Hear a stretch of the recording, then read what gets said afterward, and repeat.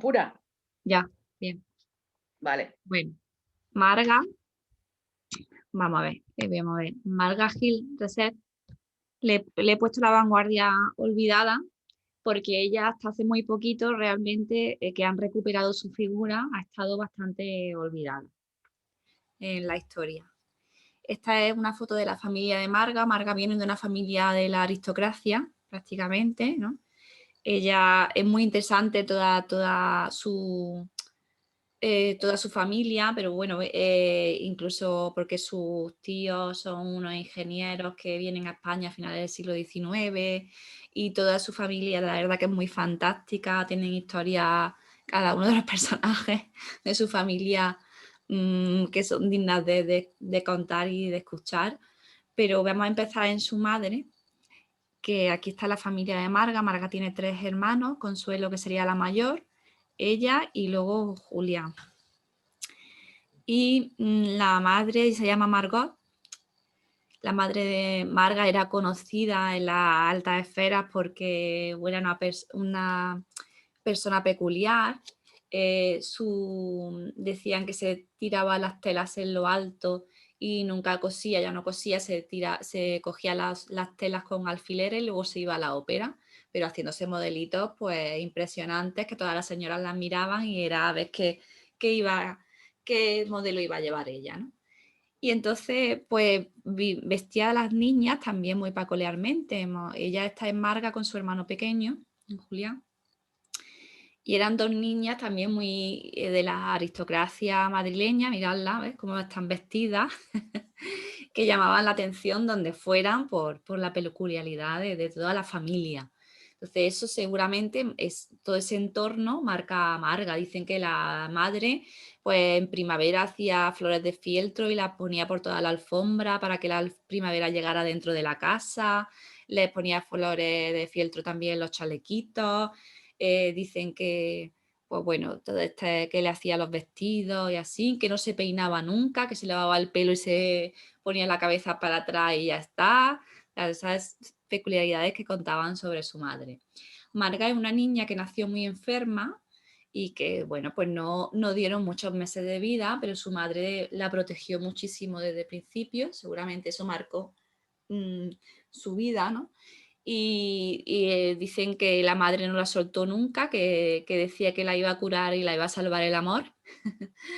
Y tanto en lo que cuenta la familia, pues que estuvo meses y meses cogida de la mano y que Marga se la apoyaba siempre en la barbilla, en la carita, la mano en la carita, y de manera que le dejó una marca que hasta que ya se curó la niña y la pudo soltar, pues la marca le permaneció a la madre, la marca de la mano de Marga en la cara le permaneció bastante.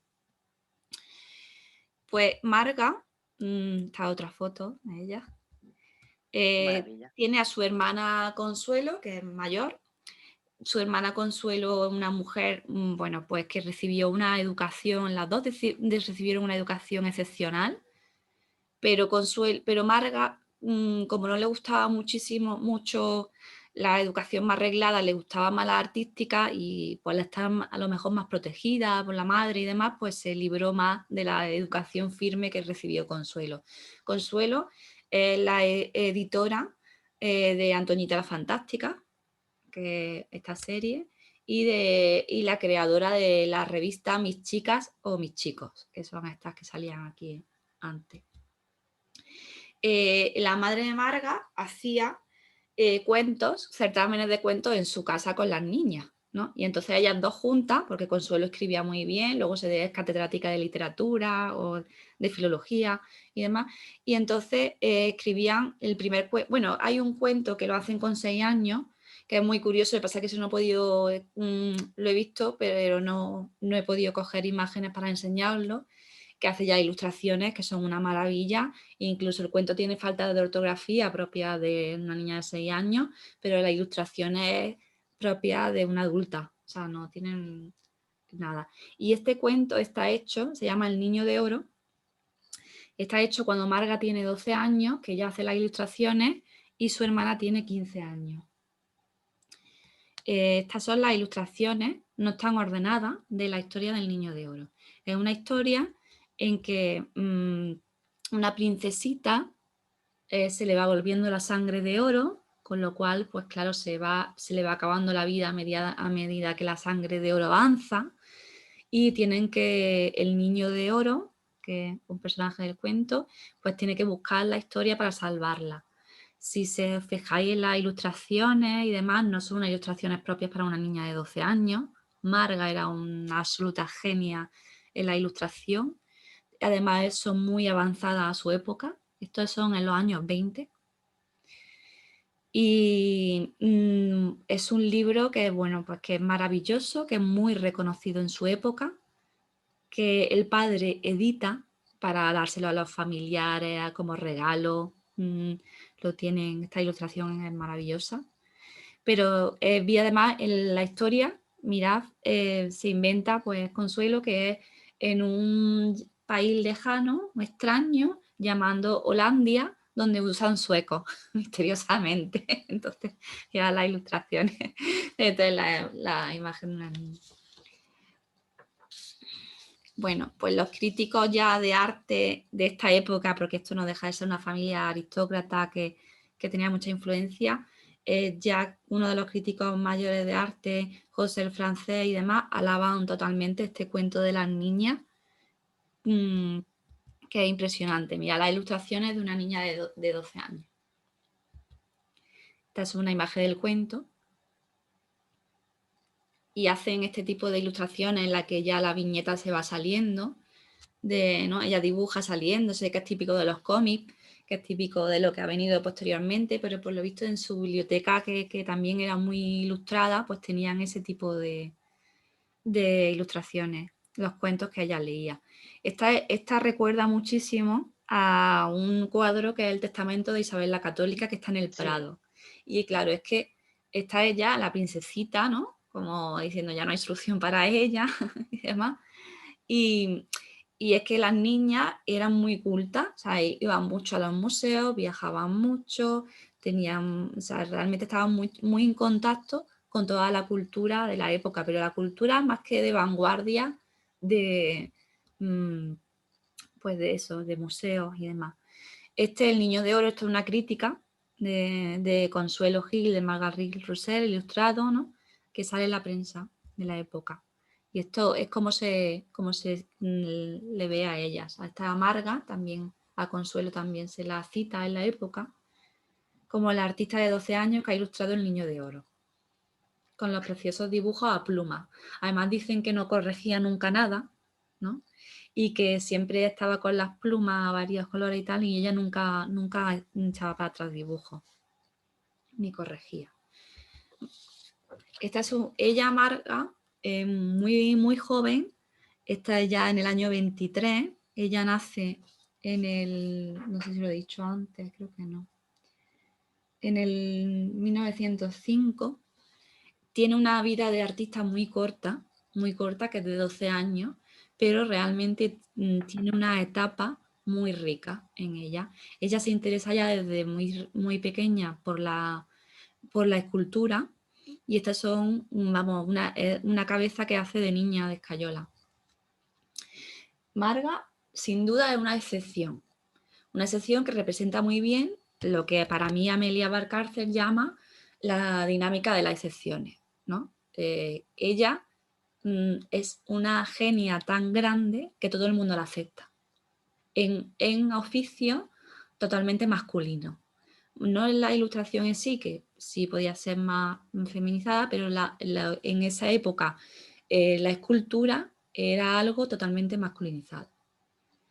Y como empieza desde el principio siempre una escultura tan brillante como es, se la acoge. Aparte que la madre y la familia en la que ella se desarrolla la apoya muchísimo. Esto es un cuento que hacen una edición francesa y que vuelve a escribir Consuelo, su hermana, y ella lo ilustra.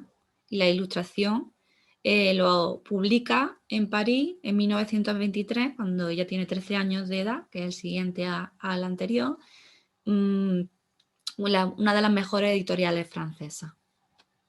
No las pongo por orden porque no he podido conseguir la historia y no sé cuál es. Pero fijar las ilustraciones, vamos, La ilustración tiene una madurez realmente que no corresponde nuevamente a la edad que tiene.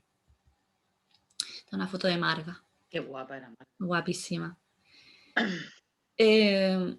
Pues su primera escultura, estas son las dos hermanas, Consuelo y Marga, que estaban muy unidas. Ya os digo que estaban, se educaron en casa y que hacían prácticamente todo juntas. Marga es guapísima. Esta foto también es guapísima ella. Estas son ilustraciones de ella. Pues Marga llega a dominar el granito muy joven, cuando era un material al principio muy duro para artistas jóvenes. Son artistas, normalmente cogen el granito cuando son más maduros, ¿no? Por la fuerza que implica el material. Y la peculiaridad que tiene Marga es que es igual de brillante en el dibujo como en la escultura. Esta es su primera escultura. Esta todavía es escultura de escayola y es Buda y su madre. Y son esculturas así pequeñitas porque Marga era muy insegura y le daba cosas, pues, desaprovechar en materia. Y hizo unos separalibros. Entonces, pues tiene varias series así, que son pequeñitas y que estas son muy bonitas, son preciosas. Esta es Adán y Eva expulsados del paraíso. Son sus primeras esculturas todavía en el año 23, 24, así. La madre, cuando ella dice que quiere ser escultora y demás, la lleva al mejor escultor de la época, que es Vittorio Macho en esa época, para que la enseñe. Y le dice que la niña es un genio y que no quiere influir en su talento natural, que la deje libre con su expresión natural. Dice que no quieren que nadie le dé clase, por favor, porque la niña es un absoluto genio, es lo que le dice Vittorio Macho. Este es el niño acostado, también otra chiquita, separa libros. Y este Me cago en la más. ¿Qué le ha pasado? Ahora me he ido. A ver, alguien tiene por ahí el audio. Fíjate. No sé si es Marisa. Pararos, que me he hecho un lío. Tengo ahora mismo. Pararos. Perdona, cariño. Sigue No hablando. pasa nada. Ya lo voy a cortar. Este es uno de los primeros granitos que hace, que se llama Los primeros celos de la historia. Y es una escultura de Eva, ¿no? Con sus hijos. Que veis como uno está, pues estaría más para acá y el otro Caín y Abel y demás, pues ahí un poquillo más. Esto también es idilio, el titula idilio. Los títulos en Marga son muy expresivos. Eso es una acuarela. Esta es maternidad. Esta es para toda la vida. Y esta, ya digamos que llegamos aquí a su apogeo como escultora, que es la mujer del ahorcado. En el 32 la hace esta. Esta es increíble, una escultura impresionante. Y bueno, pues ella en 1930 llega a presentar una escultura de exposición nacional, que es Adán y Eva. Y en la enciclopedia, pensad cómo era importante ella, que la enciclopedia Espasa pues le hace una entrada y le pone dos esculturas, la niña que ríe en la propia enciclopedia y el torso de hombre. Las dos están destruidas ahora mismo y no se pueden. Ahí solo quedan fotos. La mujer del ahorcado, en realidad, que es esta de antes, el niño pues parece de otra raza, la expresión de dolor pensad que es una mujer muy joven, que esto lo hace ella pues con 23 años, ¿no? Y pero como todos los dibujos de Marga impresionan cómo dibuja el dolor, cómo dibuja el dolor humano, cómo trata el cuerpo, con la madurez que lo hace. Entonces es muy impresionante. Dicen de ella, por ejemplo, que esto es prensa de la época también, ¿no? Ella era realmente, pues bueno, pues conocida. Estos son otros dibujos de 1931. Y aquí pues empezamos la historia quizá de su final. A Marga en un principio pues decían que era una escultora, que estaba todos los escultores que tenían los talleres al lado de ella, ¿no?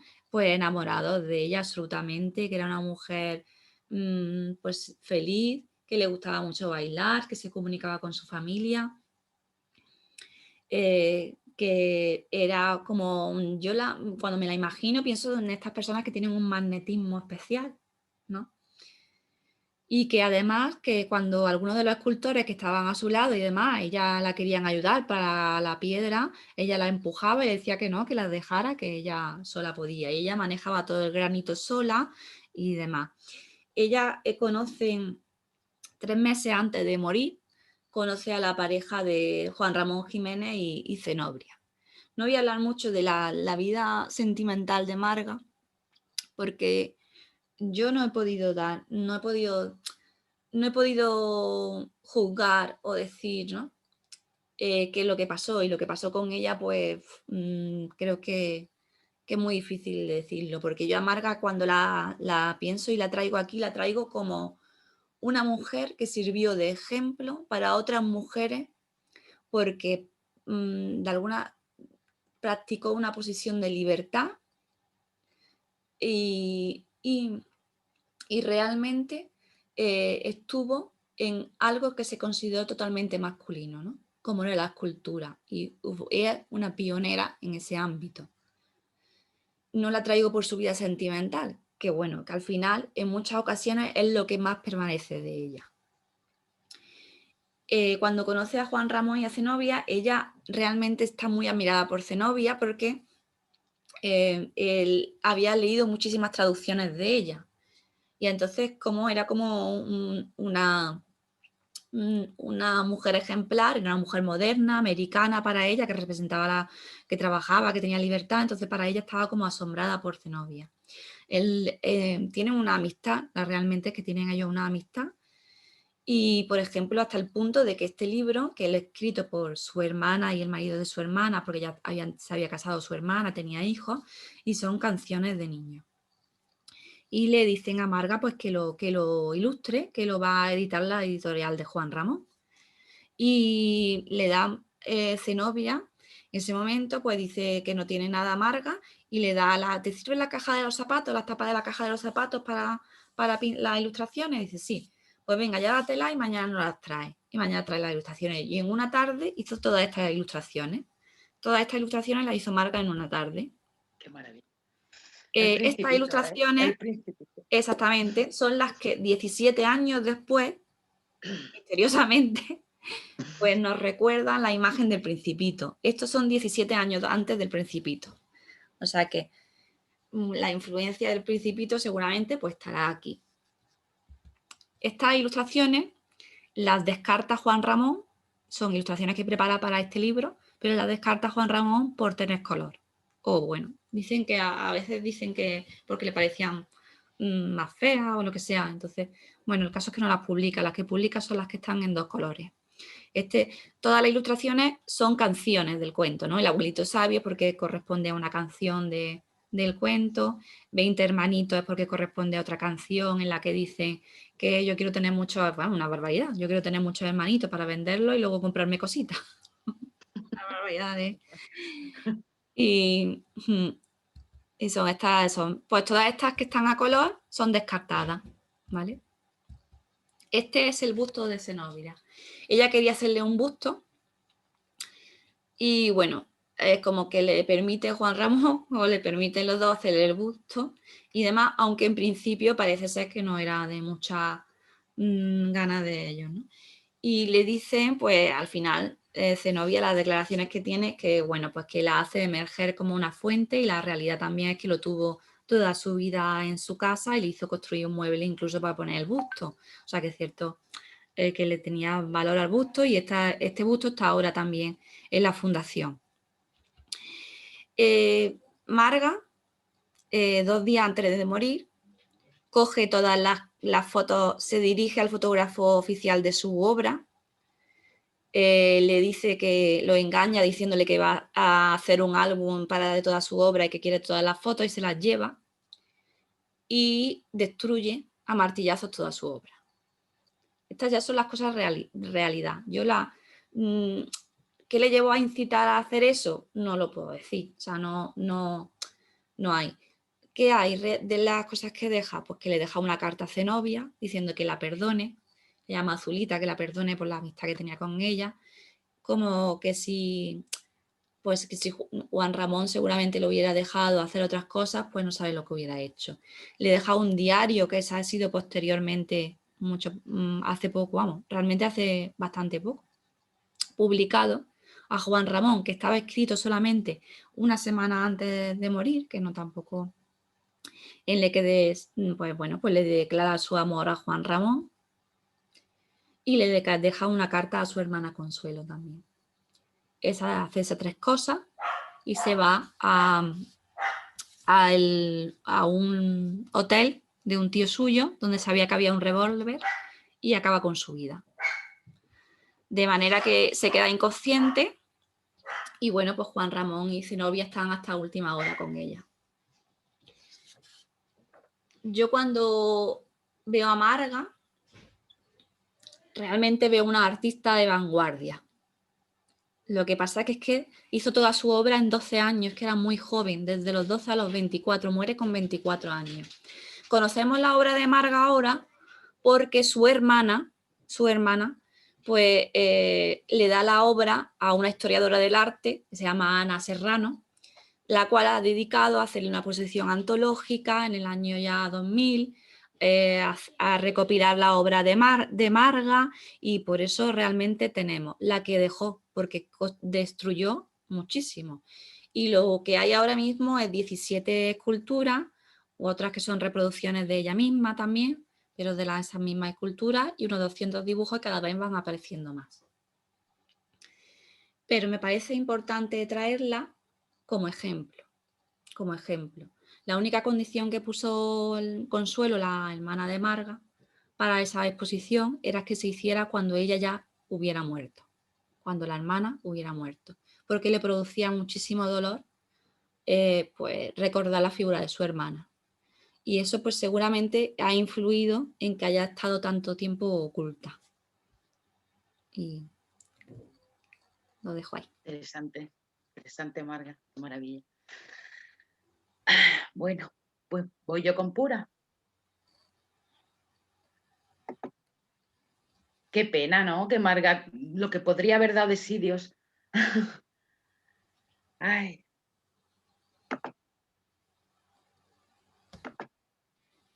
Vamos allá.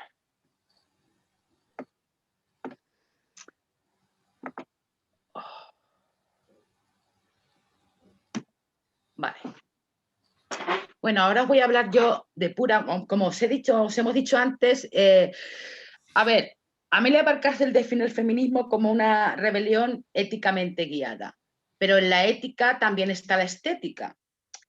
La estética, entonces, en estas charlas de hoy os estamos hablando de la vertiente más estética. No en Agustina, que es la primera que os he hablado de su ejemplo de vida práctico, pero ahora os voy a hablar de Pura y lo he titulado El teatro como espejo del camino.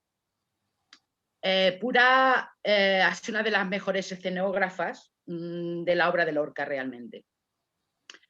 Pura Maortúa Lombera. Pura nació en Cantabria el 10 de abril de 1883. Una familia burguesa que tenían fábrica de jabones. Y a ella, quien le influyó muchísimo fue su tío, José Gómez Ocaña, catedrático que vivía en Madrid, y pasaba muchas temporadas con su tío en Madrid. Conociendo el ambiente de Madrid y todo lo que se cocía en Madrid. Pura se casó con, ¿cómo se llama su marido? Enrique Ucelay, y tuvo 3 hijas. Bueno, tuvo 4 hijas, deduzco que una falleció porque solo he encontrado información y solo he encontrado el nombre de las 3 hijas. Tuvo a Matilde Ucelay, Margarita Ucelay y Luz Ucelay.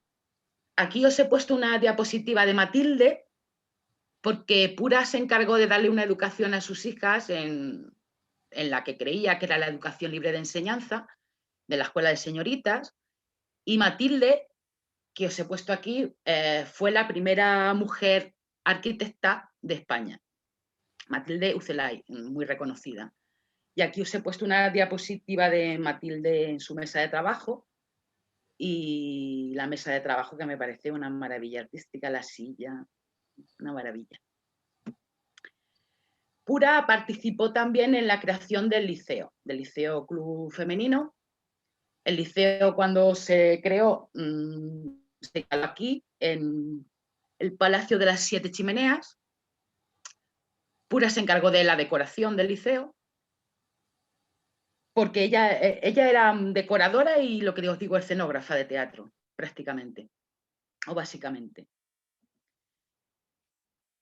Cuando se inauguró el liceo, el marido de Elena Fortún, Eusebio de Gorbea, que era periodista, les hizo una entrevista a todas las que asistieron a la inauguración y que se consideraban las creadoras de ese proyecto, y Pura contestó esto. Dijo que el nacimiento del liceo, lo creó debido a la necesidad que sentía la mujer española de conquistar sus fueros y la consideración que le corresponde como un ser humano de análoga capacidad, derechos y obligaciones que el hombre. Ese era, según ella, el motivo que inspiraba a la creación del liceo como centro de reunión y como centro de cambio social. Porque ya os hablé que, aparte de reunirse ahí, también practicaban la política en cuanto a teoría feminista encaminada a un cambio político. Junto con María Lejárraga y María Rodrigo, que María Rodrigo es la primera mujer que estrenó una ópera en España. Junto a ellas dos, crearon otra organización, porque pensaban que el liceo, querían llegar a más estrato de la sociedad, que querían llegar a la clase media, las mujeres querían llegar a la clase media, y crearon la Asociación Femenina de Educación Cívica. Fue proyecto de María Lejárraga con la colaboración de María Rodrigo y de Pura Maortú. Le llamaban la Cívica. Y a raíz de la Cívica, de ahí salió un proyecto de teatro, que es el que más... Bueno, antes de eso voy a decir que en la Cívica, por ejemplo, las reuniones de la Cívica, que también era un sitio de encuentro cultural y también de cambio político y social, participaron en las reuniones, allí a dar conferencias, iba Clara Campoamor, María de Maeztu, Fernando de los Ríos. Prácticamente el círculo era el mismo que el liceo también. Aquí os he puesto, no sé si se ve bien, que a mí me aparece arriba. A ver. Aquí, vale. Recortes de periódico de la creación de la Cívica. Aquí, por ejemplo, a María Lejárraga la ponían con el apellido del marido, María Martínez Sierra. Pero bueno, aquí está el recorte de la creación de la Cívica. Y este es otro recorte de periódico de la época, de cuando crearon la Cívica. De la Cívica salió un proyecto de teatro que era, en principio lo llamaron Club Teatral de Cultura, pero participaba Lorca, y Lorca, como era tan creativo, se inventó un nombre para el club de teatro y era el Club Anfístora. Con el Club Anfístora, aquí está Pura, ella, la que está aquí en medio, ella era escenógrafa y el decorado del teatro era ella la que lo llevaba a cabo. Representaron muchas obras de Lorca y en el 1932 Pura le pidió permiso a Lorca para representar La Zapatera Prodigiosa. Lorca cedió con la condición de que representasen una obra que había sido censurada en la época de la dictadura de Primo de Rivera. Una obra que se llamaba Amor de Don Perliplín con Belisa en su jardín. Una obra que, de hecho, cuando se representó en el 28, del que os hablamos ya, porque os hablamos hace poco de los aliados, en la época también había aliados y Gregorio Marañón era uno de los aliados de la época. Gregorio Marañón, cuando se estrenó la obra esta de Lorca, Amor de Don Perliplín con Belisa en su jardín, en el 28, se levantó de la butaca escandalizado por el erotismo y por la debilidad varonil del personaje de Perliplín. os pongo este ejemplo porque me parece interesante. La debilidad varonil. Se supone que Gregorio Marañón era un aliado feminista de la época. Bueno, se estrenaron La zapatera prodigiosa junto con esta obra. Fue un éxito. Aquí os he puesto también una representación del Club Anfístona. Esta vez fue en... Esta la he puesto porque fue en Albacete, y como soy de Albacete, pues al final he querido traer aquí a la tierra. En el Cine Capitol estrenaron también esta obra que era de... Esta creo que era de Lope de Vega. Aquí está Pura, aquí está Federico. Fue un éxito, este es un recorte de la época, fue todo un éxito.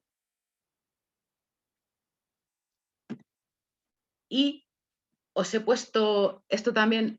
Había otra obra que Lorca escribió, que era la obra más surrealista de Lorca, que es Así que pasen 5 años, y tenían pensado estrenarla Pura y él con el Club Anfístona cuando se produjo el golpe de Estado y la consecuente guerra civil, y cuando fusilaron a Lorca. El manuscrito de la obra lo tenía Pura y claro, no se pudo llevar a cabo, no pudieron representar la obra porque fusilaron a Lorca. Y esa obra, es que Lorca, a ver, querían haberla estrenado antes, pero Lorca pensaba que no estaba preparado el público todavía para esa obra, porque era la obra más surrealista que él había escrito. Os pongo esta diapositiva porque como Pura tenía el manuscrito, su hija, Margarita, filóloga, Margarita Ocelay, tiene el apellido del padre aquí, fue la que en esta edición cátedra la prologó y lo editó ella, la obra esta. La obra de Lorca se estrenó por primera vez en Francia, creo que fue en el 58, y en España se llegó a estrenar ya pasada la dictadura. En el 78 creo que fue la primera vez que se representó esta obra de Lorca. Ay, un segundo. Pura se retiró a raíz del golpe de Estado, de la dictadura. Trabajó con Arturo Ruiz Castillo, que Arturo Ruiz Castillo fue uno de los que iba con la barraca también. Estaba muy ligada, la figura de Pura está muy ligada a Lorca y a la barraca y al teatro de Lorca. Trabajó con Arturo Ruiz Castillo, vestuario de sus películas. Trabajó poco después, trabajó en teatro, cámara y ensayo, y dirigió Deseo bajo los olmos, y ya padeció una enfermedad que la dejó que no podía leer, y el 3 de diciembre de 1972 falleció a los 89 años. Pero de Pura quiero que, no sé, la figura de Pura me parece muy interesante en cuanto a lo que digo, al teatro como herramienta, como espejo del cambio social.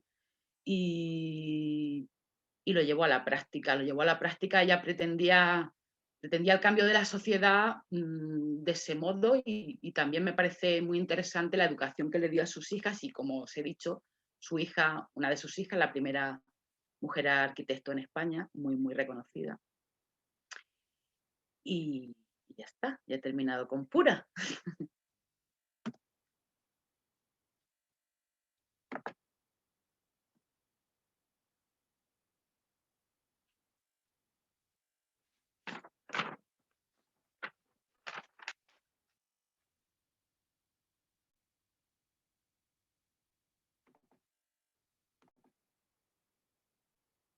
Elena, el micro. El micro. Viva. Ay, Es que el micro en presentación está está arriba en vez de abajo. Perdón.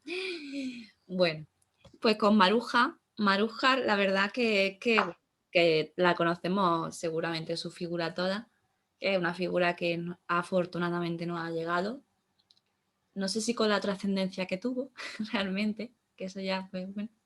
Pero sí que es verdad que no se puede separar la vida y la obra de Maruja. Maruja como artista, yo creo que es que su vida realmente la vivía o la intentó vivir en plena libertad, y al final contar su vida es también contar su obra, ¿no? Es un poco un artista que no se puede separar. Maruja nace el Día de Reyes. Es especial hasta para eso, nace el día 5 de 1909 y se va con pocos años a una casa de unas tías porque su padre en principio va a tener muchos hijos y demás y se tienen que trasladar, viajan por el oficio del padre y se va a casa de sus tías y ahí es donde empieza a dibujar. Luego sus padres a los años la recogen y demás, pero empieza a dibujar ahí. Maruja marca el dibujo, ¿no? Y la marca también...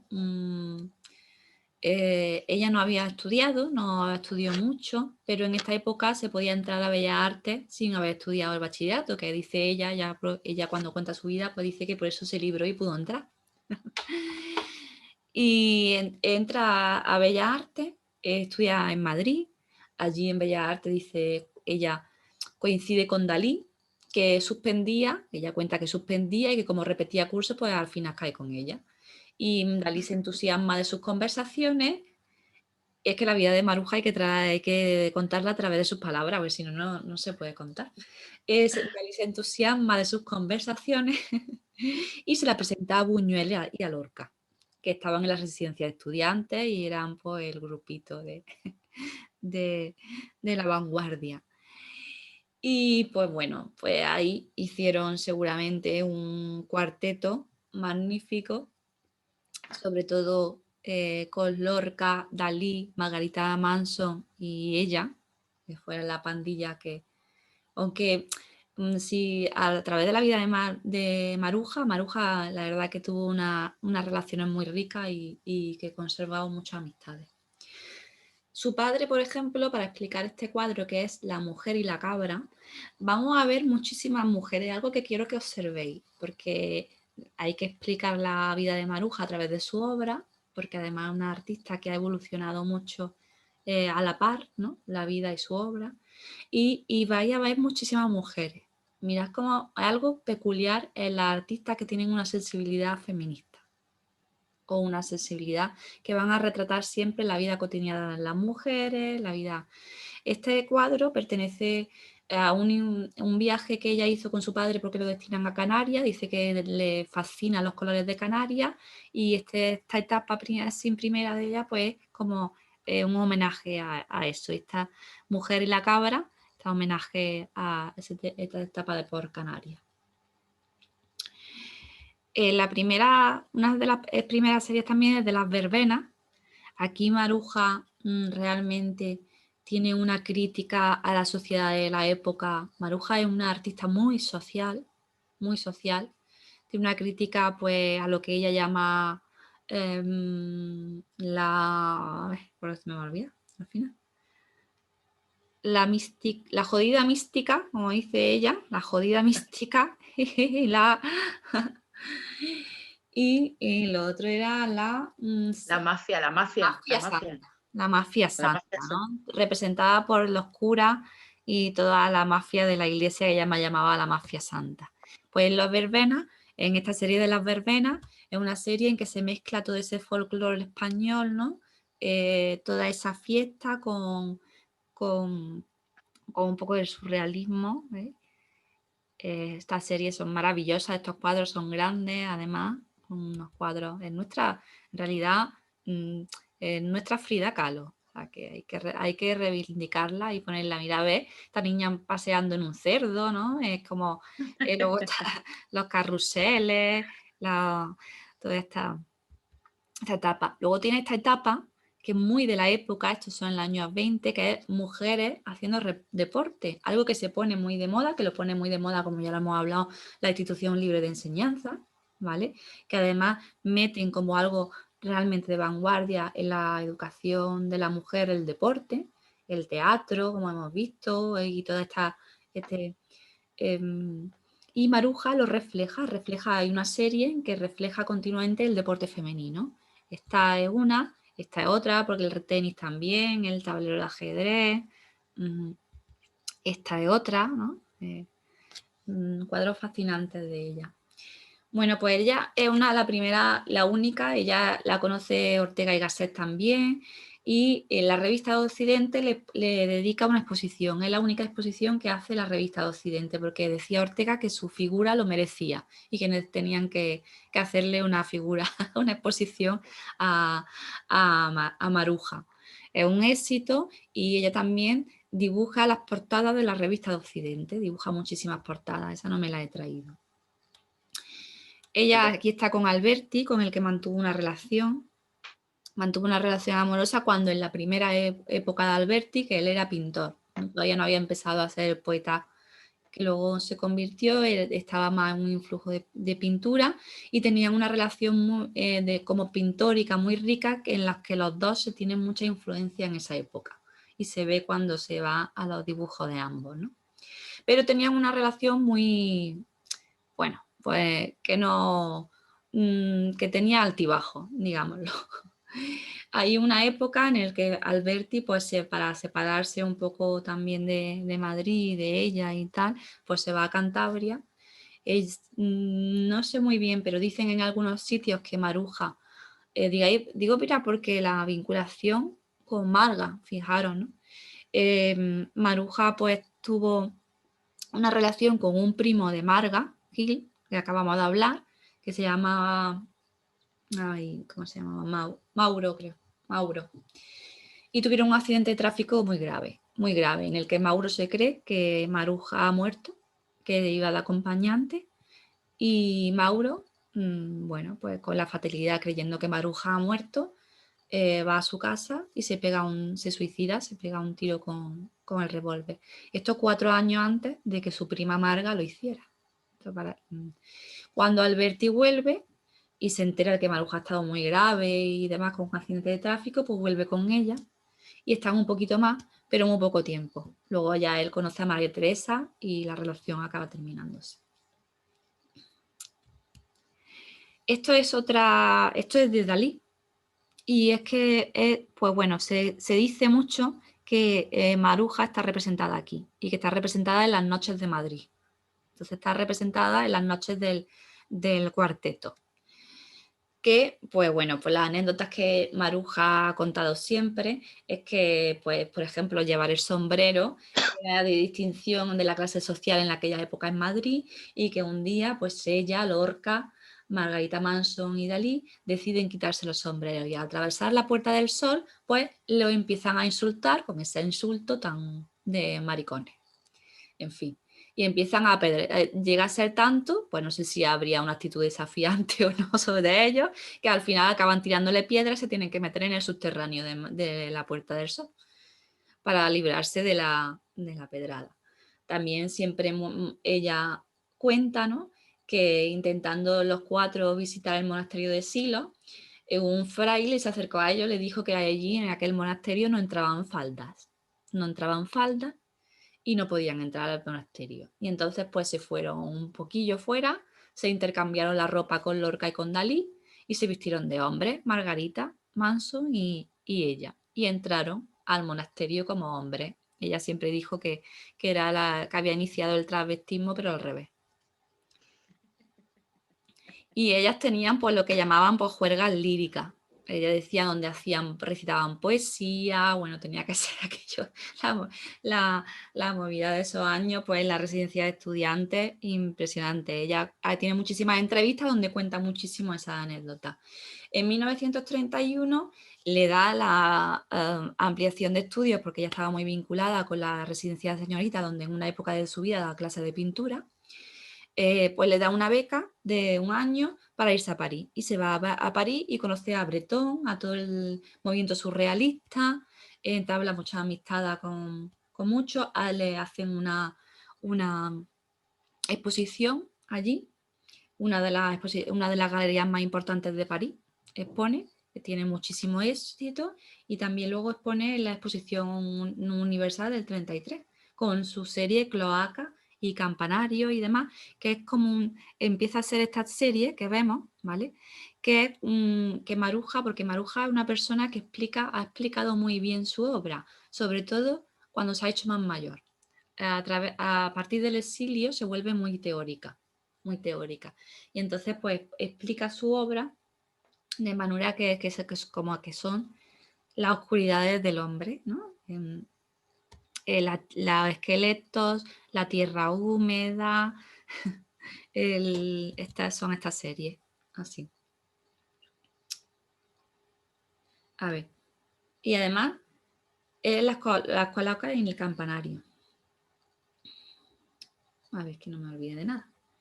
Bueno, en esta época en París le proponen, fijaros, 2 años con un marchante, una gira de 2 años con un marchante muy importante de arte, de lo más importante, que ella pospone porque ella cree en el proyecto nuevo que se estaba haciendo en España.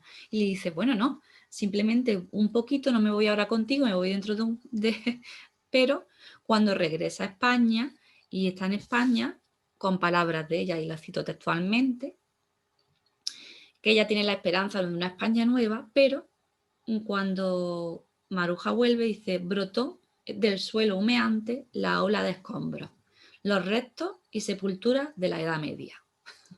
Esa es como define Maruja. Y bueno, pues toda esta serie suya, este cuadro se lo compra André Breton. Bueno, pues el iniciador del surrealismo, ¿no? Se lo compra él porque dice que es maravilloso y se llama Los Espantapájaros. Y la producción de Maruja está muy vinculada a Lorca, a Buñuel, a Dalí en esta época. A partir del 32 cambia, porque claro, ya seguramente se separan los amigos, cada uno se va, tienen diferentes destinos, y ella cambia su obra y se nota. Mirad, estas fotos son chulísimas, la isla de Pascua, dice que se fueron ella y Neruda, bueno, y que estaba desierta la isla y que hicieron todo este tipo de fotografías y que estaban los dos allí solos haciendo las fotografías. Y que dice algo así como que en la isla de Pascua había 500 estatuas, que son todas estas así, que eran las piedras mirando al vacío. Y cuando ahora le preguntan, dice, pero bueno, pero luego la isla de Pascua la prostituyeron. Y ya cambió de ser y dejó de ser lo que era en aquel entonces, que era una isla virgen y preciosa. Esa es Maruja.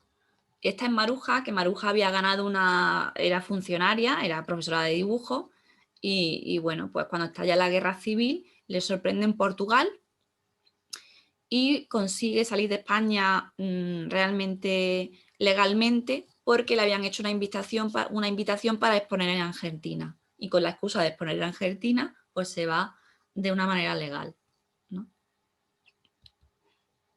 Esta es la época.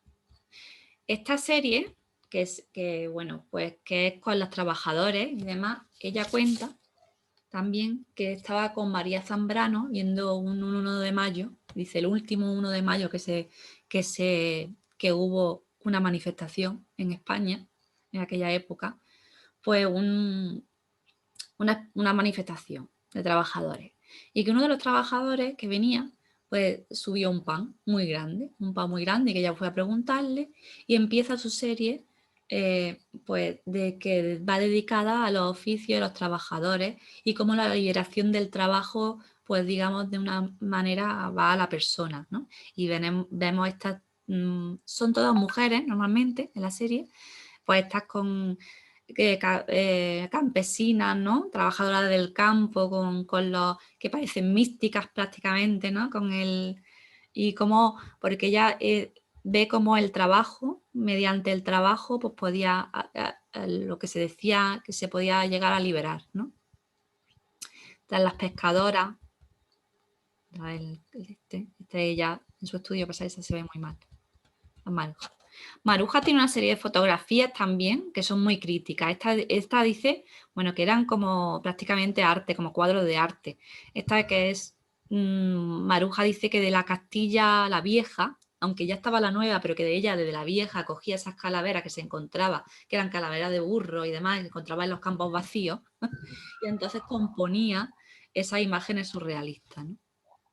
Que ella crea. Y esta en Chile, que hay alga de 2 metros y demás, y luego es otra de las fotografías míticas de ella también, que luego ella pinta, ¿no? Y se dibuja también esa alga en los brazos, más larga, o la hace más larga si no le parecía más larga. Entonces la fotografía en sí es una obra de arte para ella. Ella estuvo muy comprometida con la República porque, de hecho,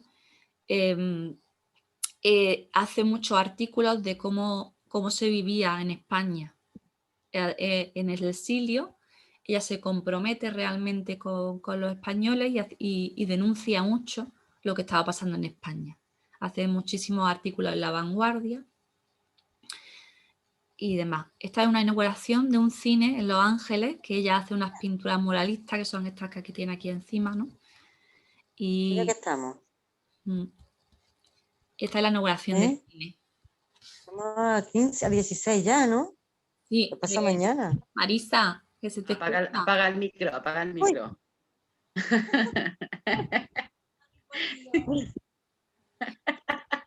Bueno, uno de los amigos de Maruja también, muy grande, fue Ramón Gómez de la Serna, un muy amigo, muy íntimo, que la bautizó como una bruja joven. Decía que Maruja era una bruja joven que tenía 14 almas, porque claro, ella las capas, cuando explicaba su pintura, era que tenía una capa popular, una capa maniquí romántica, otra capa de deporte, otra de hueso, otra de esqueleto. Entonces era como las capas que ella quería ver en su pintura, ¿no? Eran como su alma. Ya estuvo en Chile también, hace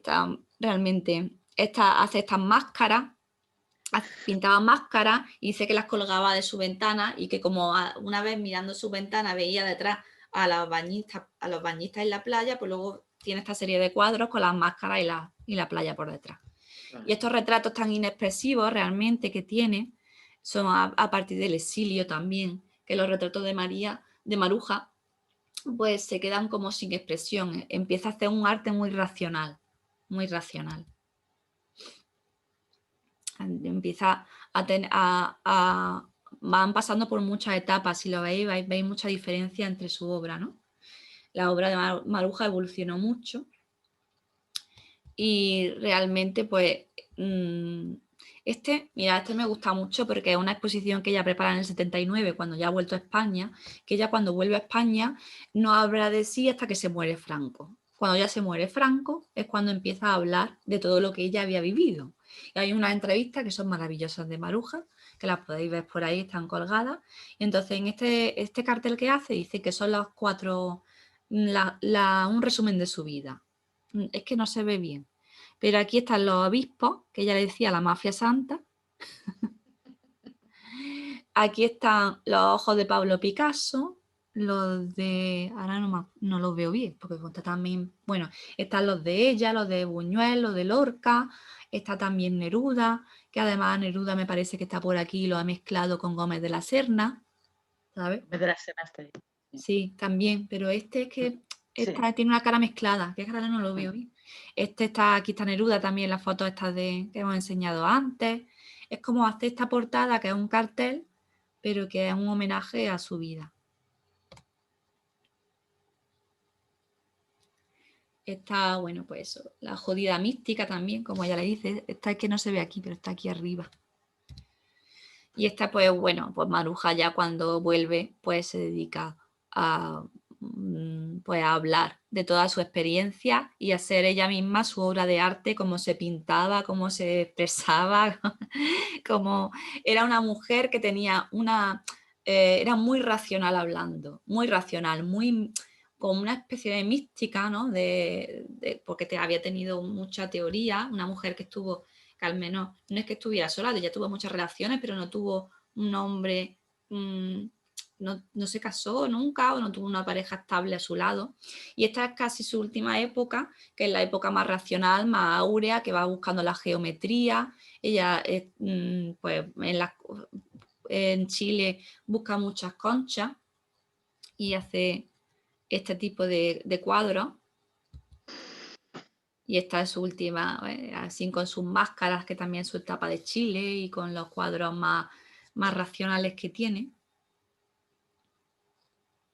Y voy a cerrar con este cuadro de Maruja, que también es de su etapa sin racional, y geométrica, que bueno, pues tiene una conexión erótica y geométrica con el aparato reproductivo de la mujer, y que la mujer en Maruja realmente está muy presente en su obra, siempre, y creo que es una artista que no, porque ella es conocida, ¿no? Pero sí que le tenemos que conocer su obra y dar el valor realmente que tiene, porque que Maruja tuvo muchísimo valor para las mujeres, porque fue un ser libre, totalmente. Y con el ejemplo de libertad también se aprende, ¿no? Ay.